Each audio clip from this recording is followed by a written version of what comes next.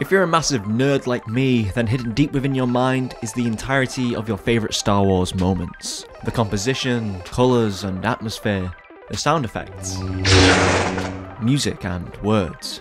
No, I am your father. Star Wars has always managed to fill each chapter of its story with these emotional beats. Ones that resonate with its audience and create amazing moments of cinematic magic.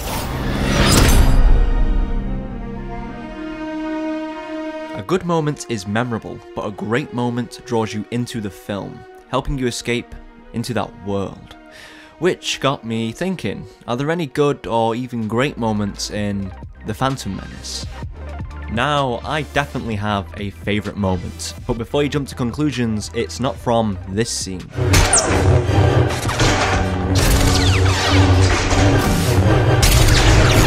This scene is average at best. Now don't get me wrong, it is gorgeous to look at and to listen to, but there's just not enough character or story development to get me invested in the action. So let's look at a scene I think ticks all the right boxes. The best Star Wars scene of all time. The conflict between Luke and Vader is all about the relationship between the characters. Luke is trying to save his father's soul whilst fighting against turning to the dark side himself. It's a lot more complex than a couple of dudes wailing on each other. This scene takes you on an emotional journey.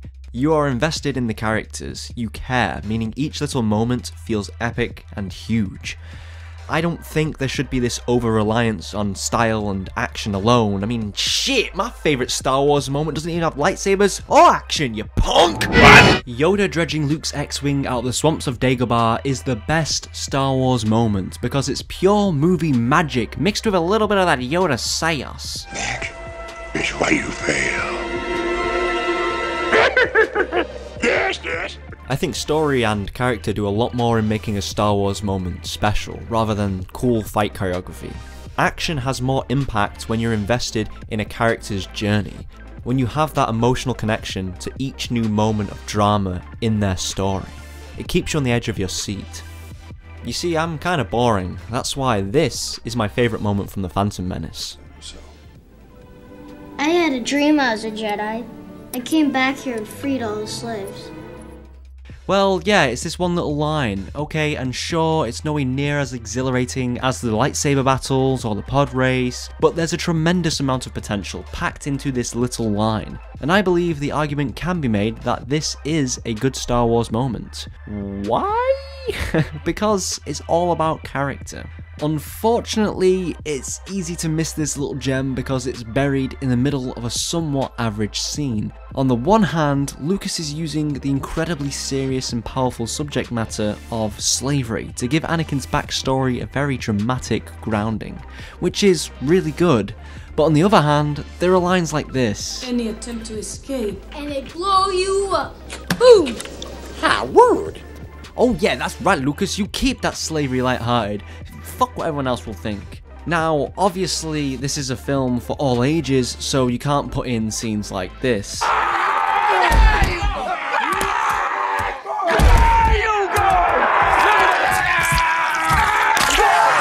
Ha, word! Lucas, you have lit a stake of dramatic dynamite by introducing this very heavy subject matter. And for its full potential to be realised, we need to at least see a little more than this. And they blow you up. You know, for slaves, Anakin and Shmi... Shmi?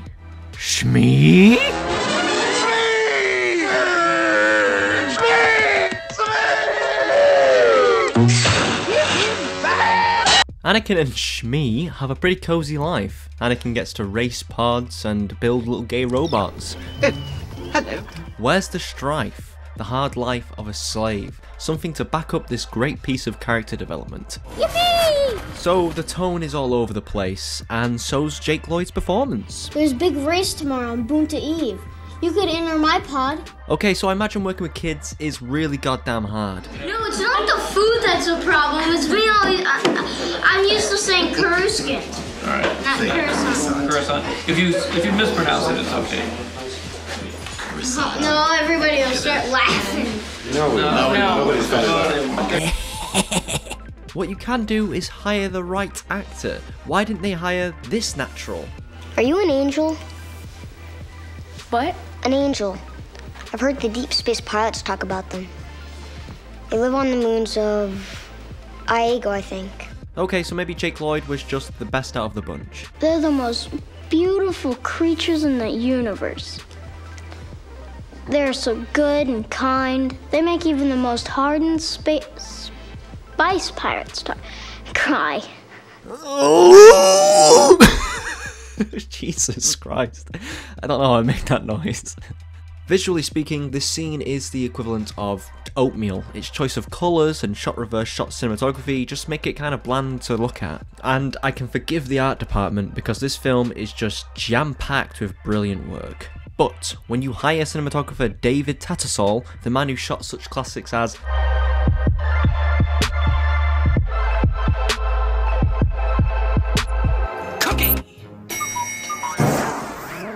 Macadamia? Yes. you need to let him loose to explore his creativity, but Lucas has his own method. The first thing I'll do is I'll go and I'll shoot a wide shot. I'll just set the camera up in the corner. I'm not going to relentlessly go down and lay out the storyboards or everything exactly what's going to happen, because I want to, on the day when I see that wide shot play itself out in the set. Use storyboards, don't just rely on wide shots. Use interesting camera angles and techniques. I want excitement pushed into my brain through my eyes. Not this bullshit. At least the sound department didn't drop the ball on this one. And the music...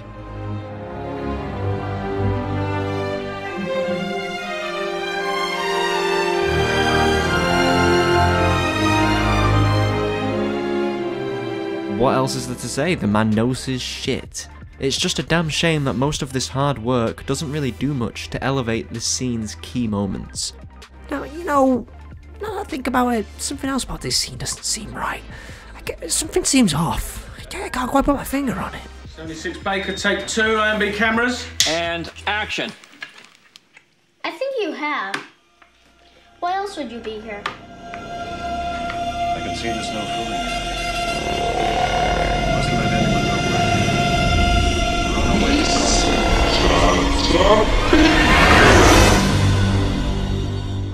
Cut. Let's try it again. That's okay. Please. There's some pieces in there. Naturally, it's easy to overlook this part of the film just because of how much shit is in it.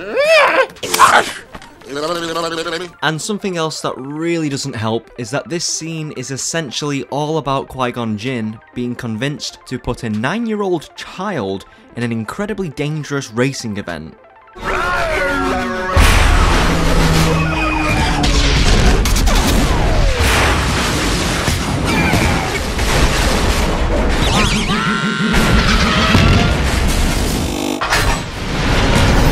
Now this is pod racing. Which makes total sense, why not? So, what's left? I had a dream I was a Jedi. Character. Anakin is established as a slave. We're told the repercussions of rebelling, and then this line gives us a clear insight into the mind of Anakin Skywalker. He's a slave dreaming of freedom. It's great setup, especially for the finale of the Tatooine act, the pod race. You see, the action here now has consequence. It's not just a convoluted plot device about winning some sort of ship part, hyperdrive, hyper whatever, who gives a shit. Instead, we now have an emotional connection to the character, because he's racing for his freedom, meaning you get more invested in the action in front of you. It's good. Perhaps the most interesting part about this moment is that we as an audience know that this boy who dreams of being a Jedi and freeing slaves will one day be seduced by the dark side of the Force.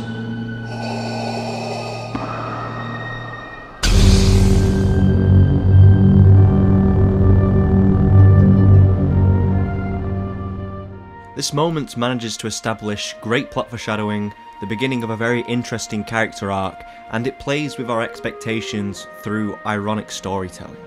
And you wouldn't think it because it's just one line, but it gives you so much for just this little bit. Now, every time I see this part of The Phantom Menace, my mind plays this very cruel trick on me. For the briefest of moments, I become wholly engrossed into the character of Anakin Skywalker. I've now been shown the beginning, I know the end, and this moment gets me excited to see what will happen to this slave dreaming of freedom, and how he will become Darth Vader.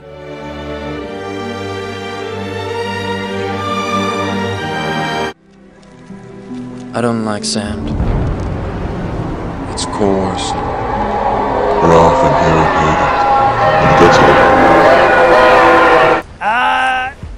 That's why this is a phantom moment for me. It doesn't feel like this great piece of storytelling belongs in this trilogy of films. You underestimate my power! Die, Jedi gods! What did I say? But credit where credit is due, this moment does draw me into the world of Star Wars. However brief a moment it is, it reminds me that this franchise will never cease to surprise me. And I am excited about what we'll see next from the stories and the characters of a galaxy far, far away.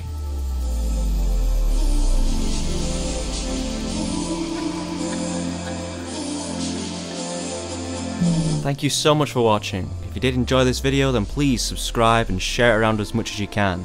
Hit me up on the big blue bird. And tell me what your favourite Star Wars moment is, whether it's from The Phantom Menace or any other film in the saga. Okay. Goodbye.